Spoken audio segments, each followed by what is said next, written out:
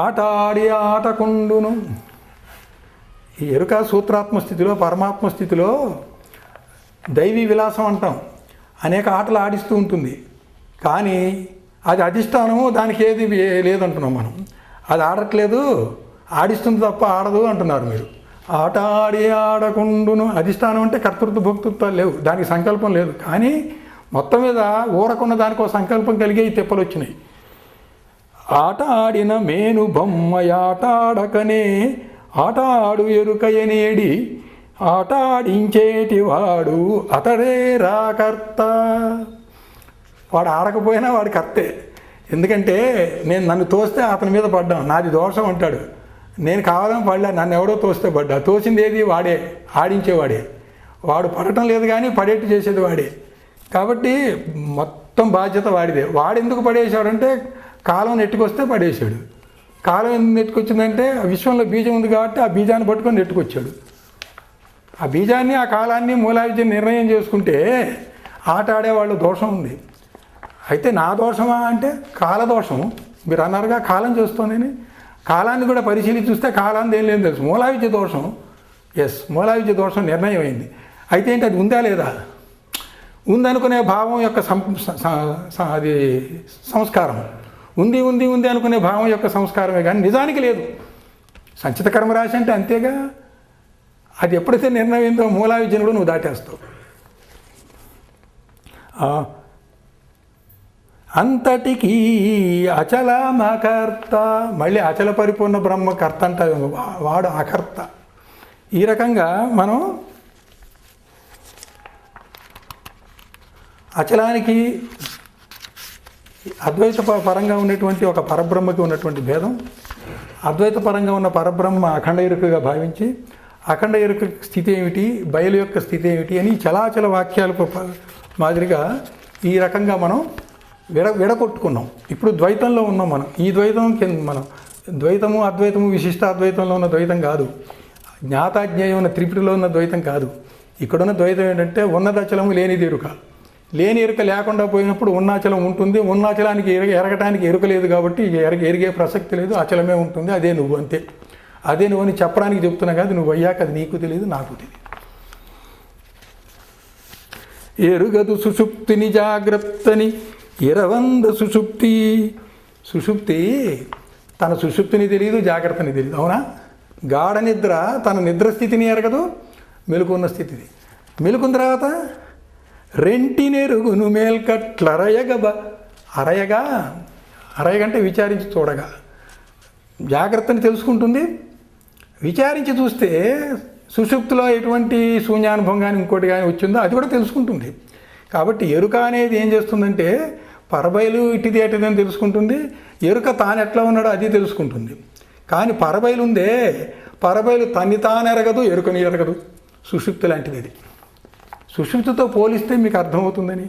సుషుప్తి లాంటిదంటే సుషుప్తే పరబయలు అనకండి, సుషుప్తిలో ఉండే శూన్యమే బయలు అనకండి. మళ్ళీ బయలెరుకలరెంట్నెరుగదు బయలెరుకలరెంట్ని ఎరుగుచూనుండు. ఇంత చెప్పినా ఏమైనా అర్థమైందా? గురుముఖాన చెప్పుకోండి. గురుముఖమున నెరిగి ఈ రెండు తిరముగా ఎరుకాను తీసివేసి చాలు. స్థిరంగా ఎరుకని గురుముఖంగా తెలుసుకొని తీసేయి చాలా తేలిక. గురుముఖత లేకపోతే అర్థమైనట్లే ఉంటుంది. శూన్యంలోకి వెళ్ళి అదే పరబయలు అంటావు, ఆకాశంలోకి వెళ్ళి అదే బయలు అంటావు. ఆకాశ బయలు పరబయలు కాదు, శూన్యం బయలు కాదు, ఎరుక బయలు పరబయలు కాదు. అచల పరిపూర్ణమైనటువంటిదే పరబయలు. అక్కడ ఎరిగేది లేదు. ఇంత సంక్లిష్టంగా ఉన్నది ఇంతవరకే అర్థం చేసుకో, ఇంతకు మించి అక్కర్లా. ఆ మీదట గురువుని పట్టుకో, గురువు చూసుకుంటాడు. గురు తప్పకుండా ప్రతి చోట కూడా ఇంత క్లిష్టంగా అర్థం అవడమే కష్టంగా ఉన్నప్పుడు అర్థం చేసుకునేంతవరకు నువ్వు ప్రయత్నించు. అర్థమైన తర్వాత గురువుని పట్టుకో, ఇంకేమీ లేదు. ఇది ఎట్లా అండి అంటే ఇక ఈ సందేహం ఉంటే ఇక అవ్వదు. సందేహం లేని పద్ధతులు గురువుని పట్టుకో. సరే, ఇంతకంటే దీన్ని ఎక్కువ చెబితే పొడిగించినట్లు అవుతుంది. కనుక మనం గురువు ఎట్లా ఎరుకని విడిపిస్తాడో చెప్తాం. గురువు ఎరుకని ఎట్లా విడిపిస్తాడో చెబుదాం. కొంచెం ఇక్కడ ఉంది, కూర్చేద్దాం. ఇక్కడ పరబయల్ని దర్శించాడుగా, పరబయలు అయిపోయి అచల పరిపూర్ణం అయిపోయాడు కదా. కనుక గురువుని ఇప్పుడు గురువు ఎరుకని ఎట్లా విడిపిస్తాడు? అసలు ఎరుక ఎలా ఉన్నది? ఎరుక అనేది ఎట్లా ఉంటుంది? అసలు ఎరుక ఎప్పటి నుంచి పుట్టింది? వచ్చి ఏం చేసింది? పోయేటప్పుడు ఎట్లా పోయింది? ఈ అచల బోధకు వచ్చిన శిష్యుడు పరబయలు దర్శించి లేకపోయే దాకా కూడా ఎరుక విడిచి టప్పని ఎరుక విడిచి లేకపోయే ముందు వరకు కూడా ఎరుక ఉంటుంది. కనుక అటువంటి ఎరుక విషయం ఒక్క 4 కందార్థాలు చదివేసి దీన్ని ముగిద్దాం. పరిపరి విధములు తానై ఎరిగింపుచు నెరుగుగాని నేర్పడ బలిగా గురుస్వామికి నర్పించెడు నరుడే పరిపూర్ణుడగును నా మాట వినరా రేచకముని ధీమంతుడగురా కామావికారముల్ ఖండించి నెమ్మది సోమాసూర్యులనంటి సూక్ష్మపూరకమందు నీమనంబున నిజముగన్గొని నిస్తరంగ సముద్ర కథమగు ధామమున పరహంసగూడుము తాల్మితో కుంభించి ప్రభగను నా మాట వినరా రేచకముని ధీమంతుడగురా. దీని అర్థం చెబుదాం.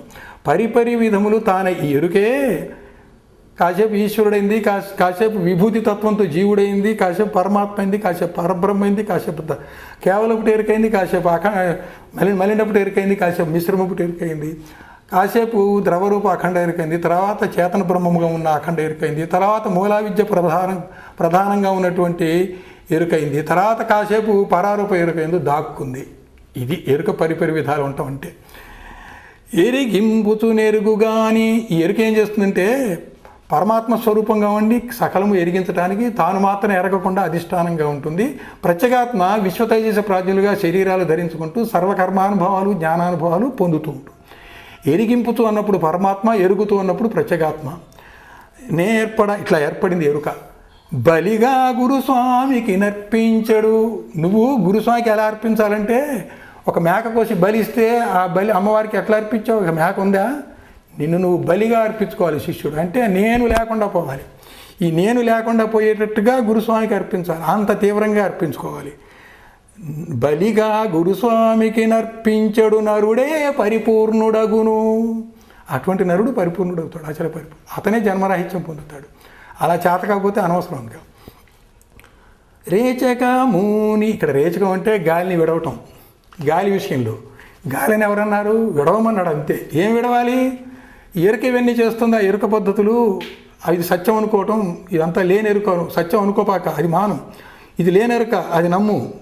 ఆ రకంగా మానే. ఏదైనా వస్తే అది భ్రాంతి కళ అనుకో. అంతే తప్ప అది ఉన్నది అనబాక. అది రేచకం అంటే. అట్లా రేచకముని ధీమంతుడగురా, బుద్ధిమంతుడు. ఎవడు నాకు బుద్ధిమంతుడు? అచల గురువుకి ఎరుకను విడవడానికి రెడీ అయిన వాడే. కామావికారముల్ ఖండించి నెమ్మది. ఏమిటా కామ వికారాలు? సృష్టి చేయాలనే సంకల్పమే వాడి కామం. దాంతో వికారం చెందాడు. ఎవడో వికారం చెందించలా, తానే వికారం పొందాడు. బ్రహ్మమే సర్వము అయినాడు. వాటిని ఖండించి నెమ్మది సులువుగా సోమా సూర్యులనంటి. సోముడు అంటే చంద్రుడు, సూర్యుడు అంటే బింబ ప్రకాశం, ప్రతిబింబ ప్రకాశాన్ని అంటి సూక్ష్మపూరకమందు స్థూల సృష్టి విడిచిపెట్టి సూక్ష్మాన్ని పూరించు. విరాట్ స్వరూప స్థితి వదిలేసి హిరణ్య గర్భ స్థితిని పూరించు. దాన్ని చెప్పాం కదా. అది నీ మనంబున నిజము గన్గొని, నిజం తెలుసుకో, బోధ అయిందిగా. నిస్తరంగ సముద్ర కథమగు. తరంగాలు లేని సముద్రం ఎక్కడన్నా ఉందేమో అటువంటిది. ఏమిటి ఈ ధామం? ఏ ధామం? పరబయలే. దానికో ధామం అని పేరు పెట్టాం. కానీ వైకుంఠధామం, కైలాసధామ లాంటిదే ఇది. కాకపోతే అది కాదు, నిస్తరంగ సముద్రం లాంటి ధామం ఇది. అంటే ఇక్కడ కామ వికారాలు ఏమి ఉండవు. ఇక్కడేమీ పరిణామం ఉండదు. పరిణామానికి ఉన్ముఖత కూడా ఉండదు. పరహంస గూడుము. పరహంస అంటే ఏంటి? ఈశ్వరహంసకి జీవహంసకి పరమైనది. అది కదిలిస్తుంది కానీ కదలదు. అయితే నిస్తరంగ సముద్రంలో చేరినప్పుడు కదిలించే స్వభావం కూడా పోతుంది. పరహంస రూపంలో ఉంటావు. దాంతో కూడి ఉండు. సకలాన్ని నువ్వు ప్రేరేపించగలవు. సూత్రాత్మ సత్తాలో చేరవు నువ్వు. కానీ ప్రేరేపించవు. కూటస్థంగా ఉండు.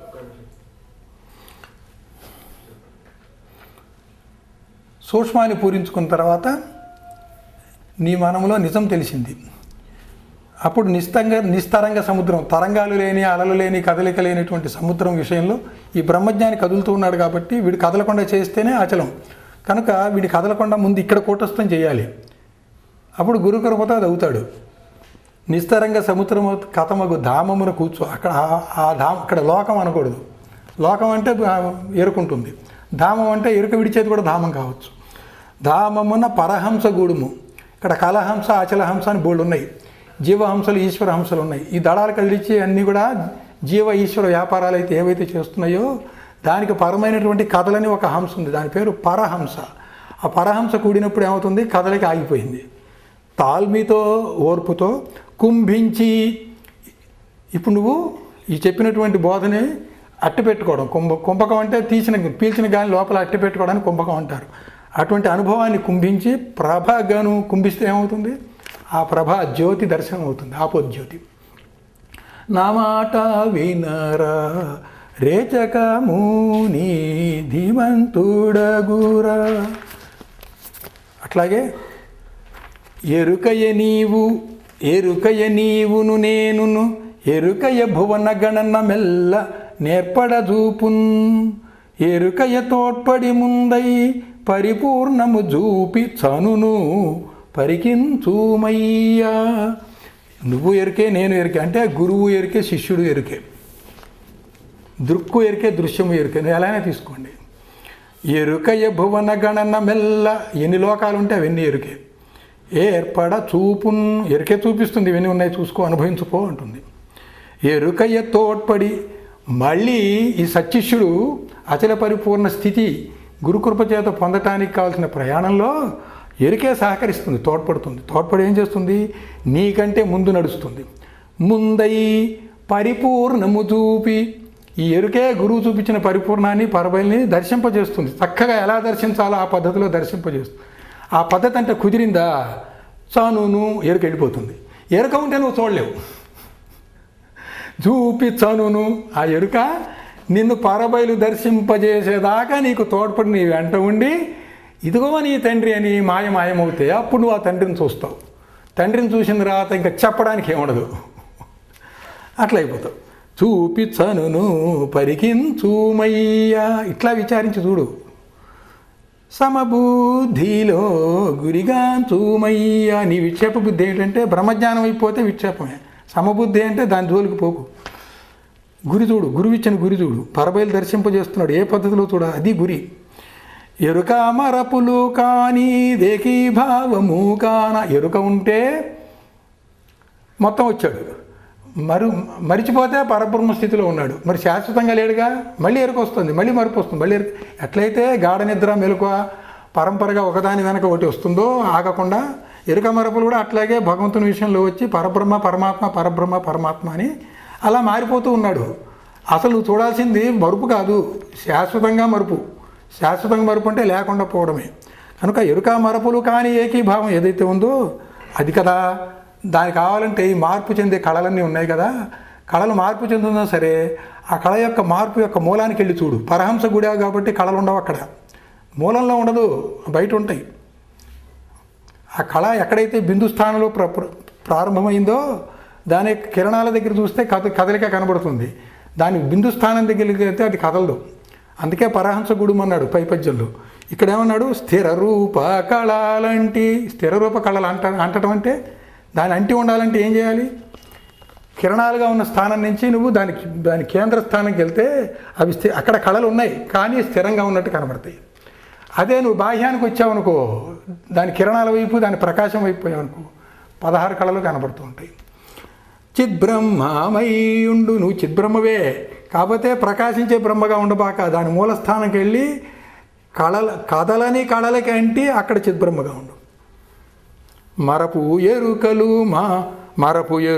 మార్కొనంగను. మరపు ఎరుకలు 2 నశించిన వెంటనే అప్పుడు అలా ఉంటే కూటస్థ బ్రహ్మముగా అలా ఎప్పుడైతే బిందుస్థానంకి వెళ్ళి ఉన్నావో అప్పుడు మరపు ఎరుకలు 2 నశిస్తాయి. మార్కొనంగను నశించగా మానితం బగు బట్ట బయలది. అప్పుడు బట్ట బయలది. ఎరుక మరపులు 2 నశించినప్పుడే బట్ట బయలు. పరమజ్యోతిని పెనుగుచుండెడి ప్రజ్ఞలో నగు తన్మయంబును. పరమజ్యోతిని పెనుగులాడుతుంది ఏది? ఈ ప్రజ్ఞ, అనంత ప్రజ్ఞ ఆ పరమజ్యోతిని పెనుగులాడితే సృష్టిలోకి దిగుతుంది. ఇప్పుడు నువ్వు చిత్స్వరూపమై కూటస్థమై పరహంసగూడి ఉన్నావు కదా, ఎప్పుడైతే అలా ఉన్నావో ఆ రకంగా పరమజ్యోతిని పెనిగితే మళ్ళీ సృష్టిలోకి దిగుతావు. కాబట్టి పెరగద్దు అంటే ఏం చేయాలి? నువ్వు పరమజ్యోతిని పెనుగుచుండేటి ప్రజ్ఞ తన్మయమునకు లోబరచు. మరపు ఎరుకలు రెండు ఎప్పుడైతే నశిస్తాయో ఆ నశించినప్పుడు ఏ బట్టబయలు గురించి మనం తహపడి అచల పరిపూర్ణ అవ్వాలో అటువంటి మానితమైనటువంటి బట్టబయలు అది అంటే అది వేరే చెప్పట్లా. ఎరుక ఆగిపోతే అదే, ఎరుక మరుపులు రెండు ఆగిపోతే అదే. ఎరుక అంటే పరమాత్మ, మరపు అంటే పరబ్రహ్మ. ఎరుక మరపులు రెండు ఆగిపోతే ఉన్నది అదే. పరమజ్యోతిని పెనుగుచుండేది ప్రజ్ఞ. ఈ ప్రజ్ఞ ఏం చేస్తుందంటే ప్రజ్ఞ మూలా ప్రకృతి. ఇది పరమజ్యోతిని పెనుగులాడుతోంది. పరమజ్యోతి అచల పరిపూర్ణం. అచల పరిపూర్ణాన్ని పెనుగులాడితే అచల పరిపూర్ణం ఏమైనా ముందుకు వస్తుందా? ఆడి ఏదో ఉందనుకొని ఇదే ఒక కల్పిత బ్రహ్మను సృష్టించుకొని ఆ బ్రహ్మని చేతన బ్రహ్మగా పెట్టి దాన్ని ఆధారం చేసుకొని సకలము చేస్తూ ఉంటుంది. అటువంటి ప్రజ్ఞ తన్మయం ఎప్పుడైతే అయిందో ఇంకా ఊరుకుంటుంది. తన్మయంబును తన్మయం అవుతుందిగా దాన్ని పరిశీలించు. సమబుద్ధిలో గురి కాంచు. ఇంకా ఎరుక సంగతి మొదట దోచినదెరుకే. అస్సలు అన్నిటికంటే ముందున్నది ఎరుకే. ఎరుక కంటే ముందేముంది? పరబయలు. ఎరుక తర్వాత ఏముంది? పరబయలు. ఎరుక ఉన్నంతసేపు మొత్తం ఎక్కడుంది? పరబయలే. ఇదంతా నిజంగా ఉందా? భ్రాంతి లేనిది. ఎందుకంటే పరబయల్లో ములుగుచ్చ సందు లేదు, అది దేన్ని ముడుచుకోదు. భ్రాంతిలో ఏదైనా ఉంది అనుకో, నాకేమే ఉండటానికి వీల్లేని దాన్ని కూడా ఉందని నువ్వు అనుకుంటే పరబయలకి ఏమి సంబంధం లేదు. ఉందనుకుంటే ఉందనుకో, లేదనుకుంటే లేదనుకో, నువ్వు ముక్త స్థితి పొందు, దానికి ఏం తెలీదు. మొదటను దోచినదెరుకే తుద చూడగలేనిదెరుకే. ఎరుక విడిచిన తర్వాత చూస్తే ఎరుక లేదని నిర్ణయం. తూలనిదెరుకే. తూలేది తోలంది రెండు అదే, అటు ఇటు చెలించేది. పదపడి పూర్ణ సమాధి పొందిన తర్వాత నిర్వాణానుభవం వస్తుంది. ఇది అది అని భావమమరా ఎంచినాదెరుకే. ఈ అచల ప్రయాణం చేసేవాడు ఆ సమాధిని కూడా ఇది అది అని అంటున్నావే, అదేదో గొప్ప అనుభవం, అది ఎరుకేరా బాబు, అది పోవాలి. మోహాటవి దృంచినాదెరుకే. ఈ విశ్వం మీద మోహపడి ఆ పరమాత్మ ఈశ్వర జ్ఞానాన్ని అట్టుపెట్టుకొని మళ్ళీ సృష్టి చేసుకుంటున్నాడు. తానే సృష్టి రూపంగా మారుతున్నాడు. వాడికి ఒక పెద్ద మోహం ఉంది, అది పెద్ద మహారణ్యం. ఆ మోహం అనేటువంటి అరణ్యాన్ని తుంచేది కూడా ఎరుకే. ఉంచేది ఎరికే, త్రుంచేది ఎరికే. త్రుంచితే పరిపూర్ణం అవుతాడు, ఉంచితే మళ్ళీ తిరుగుతుంటాడు. సంచితాది కర్మ సంగతముల నెల్ల సంచితముగా చూపి ఆడించుచుండును. సంచిత కర్మ రాసి ఉంది కదా, దాన్ని ఏం చేస్తుందంటే కొంత భాగం తీసి ఇది నీ సంచితం, ఇది నీ సంచితం, నీ సంచితం అని మిమ్మల్ని అందరినీ దాడిస్తూ ఉంటుంది. ఏదో ఉంది పునర్జన్మల్లో సుఖ దుఃఖానుభవాలు పొందుతూ ఉండాలనో ఉండకూడదనో, లేదు నేను విడుదల పొందాలనో మోక్షం కావాలనో, ఏదో అన్ని రకాల పనులు చేసేది కూడా ఆటే. ఈ ఆడిచ్చేదంతా ఆ ఇరుకే. సంచిత కర్మాలు మొదలైనటువంటి వాటిని నీ సంచితంగా చూపించి నిన్ను అనే ఒక అహాన్ని ఏర్పాటు చేసి అహంతో పిల్లలాటలు బొమ్మలాటలుగా చేస్తూ చూస్తూ తాను మాత్రం ఆడకుండా ఉండేటువంటి కర్త వాడే. కర్త కాదంటాడని వాడే కర్త. అసలైన అకర్త ఎవరంటే అచల పరిపూర్ణ పరబ్రహ్మే. కొంచెమైనను చాలు విడుకను. పోనీ ఆడుకున్నాడు, కాసేపు సంతోషించి వదిలేస్తాడా? విడవడు. కూడుపుచుండెడి కల్పితములు. కుడపడం అంటే అనుభవింపజేయటం. కల్పితానుభవాన్ని అనుభవింపజేస్తుంది. భ్రాంతి అనుభవం ఎక్కడ సచ్చింది? ఇది సత్యానుభవాన్ని ఒకసారి కూడా ఇవ్వదు. ఎంచకను, ఇటువంటి దాన్ని ఎంచకుండా బయల్ని తెలుసుకొని సర్వము